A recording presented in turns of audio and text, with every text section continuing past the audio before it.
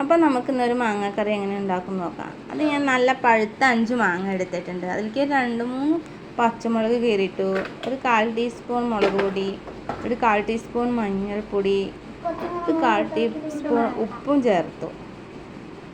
അതിനുശേഷം അതിലേക്ക് ഒരു കഷ്ണം ശർക്കരയും ചേർത്തിട്ട് കുറച്ച് വെള്ളം ഒഴിച്ചു.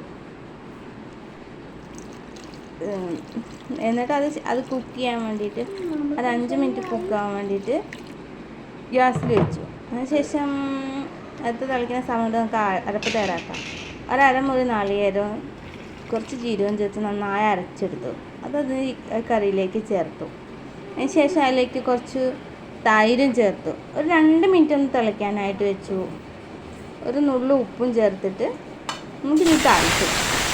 അതിൽ കുറച്ച് കടുകും വറ്റൽമുളകും കറിവേപ്പിലയും താളിച്ചിട്ടു. ഞാൻ ഫസ്റ്റ് ടൈമായിട്ടാണ് മാങ്ങാക്കറി വയ്ക്കുന്നത്. നന്നായിരുന്നെങ്കിൽ പറയണേ. നിങ്ങളെങ്ങനെയാണ് വയ്ക്കുന്നതെന്ന് കമൻറ്റ് ചെയ്യണേ.